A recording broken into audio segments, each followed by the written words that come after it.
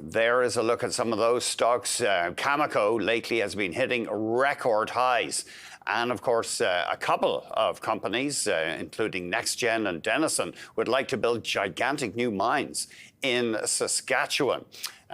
Good news for the uranium bulls has been the fact that internet giants such as Microsoft, Alphabet, and Google Amazon are all interested in using nuclear power if it's suitable for their giant data crunching needs. We're joined by Craig Hutchison, Director and Base Metals Analyst at TD Securities. Craig, thanks very much for joining us. A lot of excitement in uranium stocks right now. Is it justified, or are people overdoing it? First thing, thanks for having me on the show again. Absolutely, I think it's justified. I think if you go back, a couple of years ago, you just see the sentiment in the whole industry has changed. COP28 last year, you had over 20 countries pledged to triple nuclear capacity by 2050. That's a huge step. I think people have recognized the importance of nuclear to provide stable baseload power, carbon-free power industry. And that's something I think that wasn't necessarily recognized fully. If you go back a few years ago, there's obviously been a huge growth in renewable energy and wind and solar. But if you're going to run baseload power like these hyperscalers need, you're going to definitely need strong supply from the nuclear industry. Start off with Dennison and their mine project. Apparently, a lot of the environmental work has already been done for this project.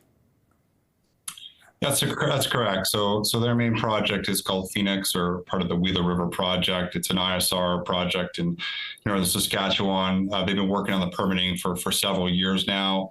It's an iterative process where they go back and forth between the province and the federal government. They've had a recent round of information requests that have come back from the federal government. They're working through those questions now. They're kind of getting down to the final questions. The hope is that obviously they could wrap that process up here in the next few months and set up a hearing date with a CNSC where they obviously will render a decision as to whether this project can go forward. The company's hope is by sort of mid next year, they can make a final investment decision and get that project built up and be online sometime maybe 2028. And this is, you have a buy on the stock, I believe. And one thing you think is an attraction here, the company isn't likely to have to issue a whole bunch of stock and dilute investors. Yeah, I mean, the project is quite unique because there's a low capital intensity. The capex of the project is around $450 million.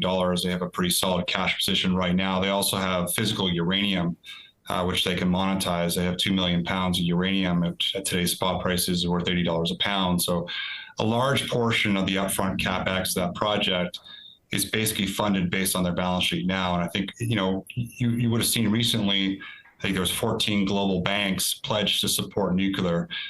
So I think there's a big drive by the financial institutions to support industries that are looking to decarbonize the grid. So that's obviously an option for these guys in terms of future sources of capital without actually having to tap the equity markets.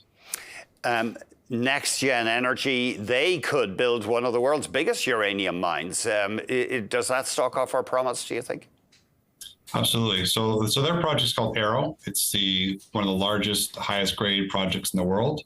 It's located in a very good jurisdiction, similar to Dennison. It's located in the Athabasca Basin in Saskatchewan, so very stable jurisdiction.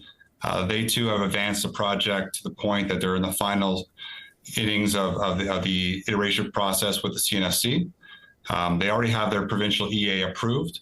So their hope, similar to Dennison's, is that they would get the final information request dealt with here in the coming weeks or months, and they themselves set up a CNSC hearing for next year. So it's a possibility both these projects could, see a final decision kind of mid next year. And Arrow is, again, like I said, one of the biggest projects in the world. It has the capacity to produce up to 30 million pounds. And for context, The market is around 200 million pounds a year. So that has the potential to be around 15% of global supply at today's production levels or demand levels, but obviously the industry is growing quite rapidly with all the demand we're seeing here from new builds, and especially in places like China. Obviously there's a great pathway here for growth. There haven't been, though, that many new reactor announcements in the States. I mean, I know they just completed, it's either one or two in Georgia, but that took years. So it's been slow to get new reactor announcements. That's correct. So there's been two built in essentially the last 30 years. So you would have heard about the announcement of a 3 Mile Island. Yeah. It's going to be called, I think, the Crane Energy Center. That's a deal with Microsoft. So that's a restart of a reactor that was put on care and maintenance because it wasn't economic. Now that the deal with Microsoft and the purchase power agreement they have there, they're paying a rate that's sufficient to bring this asset back online. I think to kickstart the industry into next year, I think we need to see a brand new bill, a new announcement. We've seen a number of announcements from the hyperscalers, like you mentioned, Amazon and Google, SMR projects, small modular reactor projects. A lot of those are sort of in the 2030 type timeframe. But if we could see another announcement on a large, like Westinghouse or what's called AP1000 model, I think that would really get the industry going.